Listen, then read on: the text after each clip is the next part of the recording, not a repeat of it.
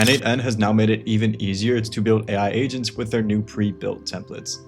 It's a nice update, especially if you are just getting started with AI automation in n8n. So they have added 5 basic agent templates and a few other features that are worth checking out and what we will be diving into. So let me just go ahead, walk you through what is new and whether it is actually useful or not. So I've been testing these out for the past day or so, and while it's definitely not revolutionary, there are some genuinely helpful improvements here, particularly if you're someone who has been wanting to try AI automation, but you did not know where to start. Now, before we dive into these templates and see what they actually do, I just wanted to mention that I have a free school community where we discuss all things AI automation, end-to-end workflows, client strategies, how to get clients, grow your agency, business frameworks, and much, much more. We have over 11,000 members now, and it's just a place to meet other AI enthusiasts and entrepreneurs, business owners, ask me questions directly or join competitions with rewards and share what you are building. So if you want to connect with others doing similar work and just get help with your automation projects, the link is down below in the description. We'd love to have you all in there. So n8n has rolled out several features recently in their version 1.107. The main thing everyone's talking about is these 5 pre-built agent templates, and it's basically just starter workflows for common use cases like, sorting, voice assistants, and document search, all that stuff. Now, they have also added a production checklist feature that just gives you recommendations for making workflows more reliable, plus some backend performance improvements, all using their Sentry tracking. That should make things run a bit smoother for you. Now, the templates, they are pretty basic, but they do save you a bit of time from starting completely from scratch, which is helpful, especially for beginners, which is nice to see this democratization and the barriers being lowered even more from what they are. And what's interesting is how they have implemented the setup process. So instead of having to configure each individual node, you just get this streamlined credential setup that handles pretty much most of the configuration all automatically. Now, they have also been working on the infrastructure side of things, which isn't something that you will see directly, but it should improve reliability and performance for your agents and your systems over time. It's just good to see them focusing on both user experience and also the technical foundation for this sort of stuff. So to actually get started and getting access to all this sort of stuff, you just need to add a trigger node to your canvas first, and then you will see that the AI templates section, it is now going to appear in your toolkit. So just a bit of an odd workflow, but it would be better if you could just access them directly from a fresh canvas, but it's not that big of a deal. But I guess they just want to ensure that you have the proper trigger setup. So anyways, once you click on it, you get these 5 options to be choosing from. So each template, it comes with its own description of what it does and what credentials that you will need to connect. The setup process, it's actually one of the better parts of this update. It's more guided than the usual n8n experience where you are figuring everything out, all node by node. So the first one that we are going to be walking through, it is a voice assistant agent, and this is for Telegram, as you can see. So it is set up to handle both text and voice messages, connects to your Google Calendar, pretty standard stuff for a personal assistant. Now the workflow, it handles voice transcription all automatically, which is nice. You do not have to worry about setting up the audio processing yourself.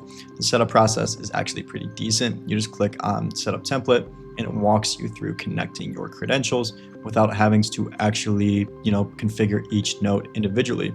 So you would just need to connect your Telegram bot token, your OpenAI account, Google Calendar access, and it's pretty much ready to go. That's about it. And what I like about this implementation is that it handles the voice to text conversion pretty seamlessly. So you can either send a text message or a voice note and it processes both the same way. And the AI instructions, they're also set up to be conversational and helpful, although you will probably want to customize the prompt yourself and have it be, tweaked and adjusted as you deem necessary. So I just tested it with some basic calendar queries and task requests. It does work fine for simple stuff like what is on my calendar today, or remind me about the meeting tomorrow. And the responses are reasonably natural, although it's definitely not mind-blowing. It's basically what you would expect from a ChatGPT style assistant that's hooked up to your calendar. And the main limitation with all of this is that it's just pretty focused on calendar functionality.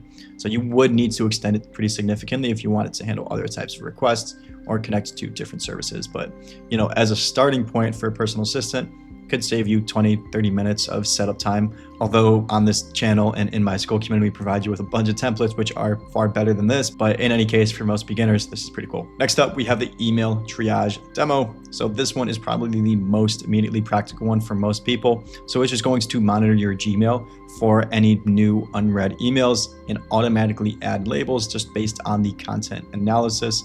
So the setup for this is just really connecting your Gmail and OpenAI accounts, which takes maybe 2 minutes. In the workflow, it just pulls in any new emails, analyzes both the subject line and the email body, and then it applies relevant labels just based on the content. So it can also identify things like urgent, newsletter, support request, invoice, and whatever categories really just make sense for your inbox. Now the AI prompt, it's just set up to be fairly conservative about labeling, which is good, but you do not want to have it make aggressive assumptions about any important emails. You should know this. So I just tested it with about 10, 20 different emails, newsletters, client communications, automated notifications, that kind of thing. And the categorization, it was genuinely accurate as you would hope, although it tends to be pretty generic with the labels. So you'll definitely want to customize the prompt and label the categories based on how you actually organize your email. And what's really nice is that it does use n8n's email tools properly, so it does integrate well with Gmail's existing label system. But just not trying to reinvent email management, just adding an AI layer on top of what's already there. Now, the main thing that I would change is just adding some kind of confidence scoring or human review step for the important emails. So including that human in the loop. Check out some of my previous videos going over human in the loop if you are interested in seeing, what that is about. But in any case, right now, it really just applies to, labels automatically, which is fine for most stuff, but you might want more control over business critical applications or communications rather. Now the knowledge store agent, it's basically just a simple RAG setup. And if you're not familiar with RAG, then it just refers to as retrieval augmented generation. But this is just where we are going to point this to a Google Drive folder. It is going to index your documents, and then you can ask questions about the content and get answers with citations. So it is a pretty standard implementation of document search with AI. Now the setup, it involves connecting your Google Drive and your OpenAI accounts, and then creating a folder for your documents, and then running the workflow to just index everything. So I tested it with a few PDFs, some company policies, random informational documents, that sort of thing. And the indexing process, it did work smoothly. So you just upload files to your designated Drive folder and then run the workflow, and it is going to process everything into a searchable format for you. And then what you can do is you can use the chat interface to just ask questions like, what is our refund policy? Or how do we handle customer complaints? And it will give you answers based on the document content. So I just asked it some questions about a PDF of random facts that I had uploaded it, and it gave me, pretty accurate summaries, and it can pull some specific information when it was asked. And the citation feature, this is pretty basic, but it's functional. So it just tells you which document the information came from, although it's not specific page numbers or sections. And the main limitations are pretty typical for basic RAG systems, but it does work best with well-structured documents and clear questions. So keep that in mind. So if your documents are messy or you ask vague questions, the results can be hit or miss. So you'll also want to be careful about what documents that you include, since it does not have sophisticated access controls. So for small teams or personal knowledge bases, it's actually quite useful, where the setup, it's way easier than building a RAG system, which generally doesn't take that long anyways. But it's a little bit easier than building a RAG system from scratch, and it handles the basic functionality that you might need for document search scenarios. Now, next up, we have the task management agent, and this just lets you create and manage tasks in Google Sheets through the natural language chat. So you can say things like add a task to call the client by Friday, and it will create the entry with proper formatting in your spreadsheet. The workflow, it connects to both Google Sheets and OpenAI, and it includes tools for viewing, creating, updating, and actually deleting tasks. So the AI prompt, it's set up to just understand common task management language and translate that into spreadsheet operations. So I tested it with various task requests, like creating new tasks, updating deadlines, marking things as complete, and just checking what is on my list. So it does handle the basic operations pretty well, although the date parsing, it could be more persistent or consistent, I should say. And sometimes, days of the week gets interpreted as specific dates. Sometimes it stays as maybe like Wednesday, depending on the context.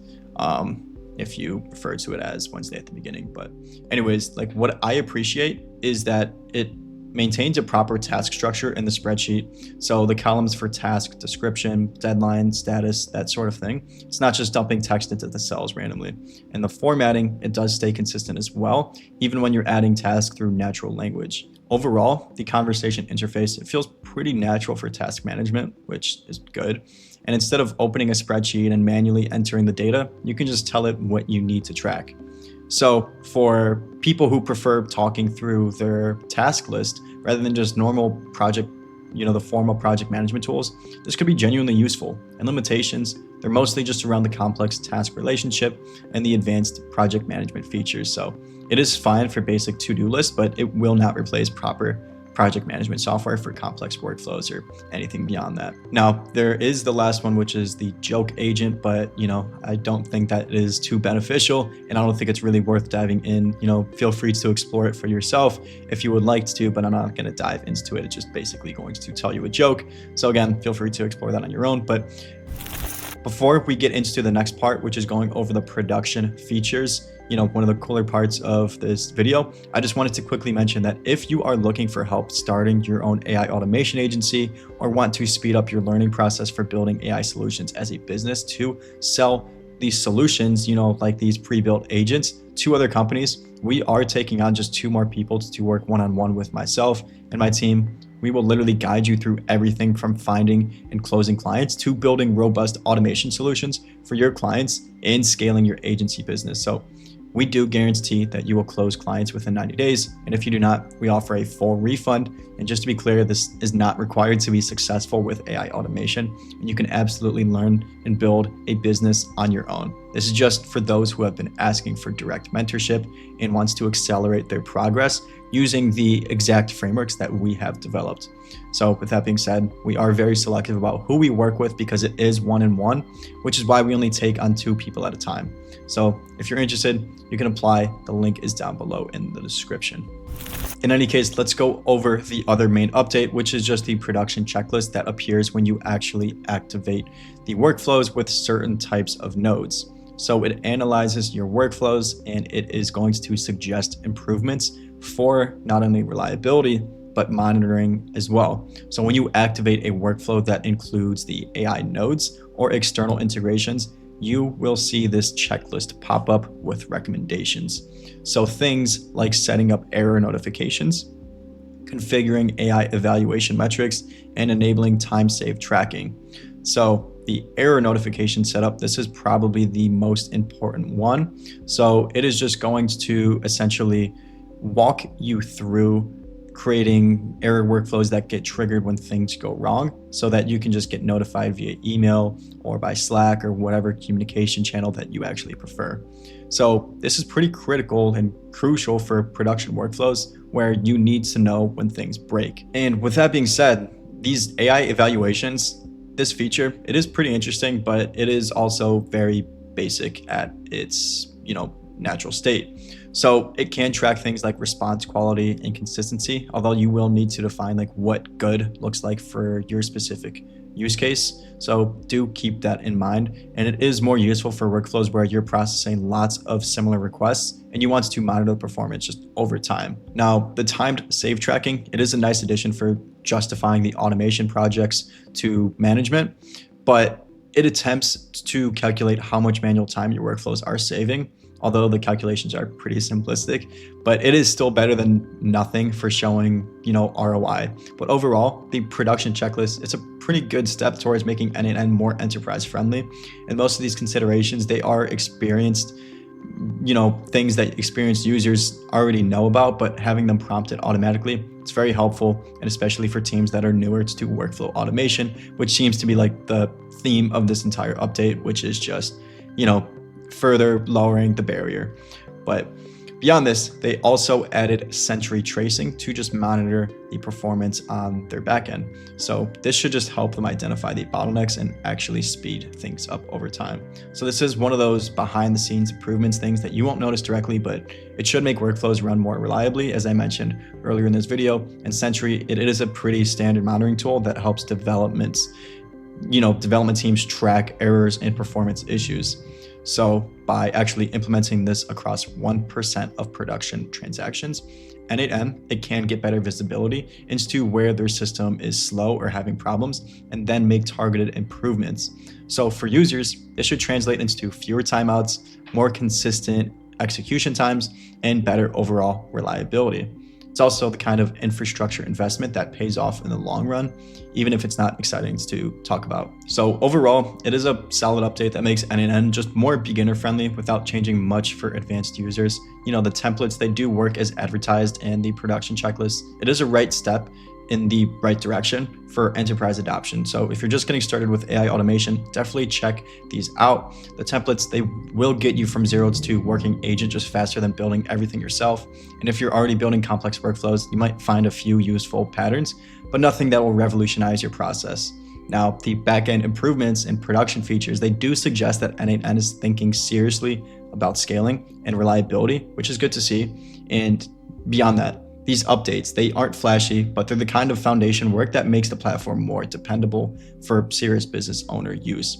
So just let me know down in the comments which template or which things you are finding the most useful, or if you think I'm being too harsh on what's actually a pretty decent update for people getting started with AI automation. And if you want to see more n8n tutorials or other automation tools, or just if you want to see different types of content like sales or how to get AI clients and actually sell stuff to business owners, then let me know down in the comments. I really take all of your feedback critically and do try to update, and I do try to post what you guys ask for in the comments, and I do read every single comment.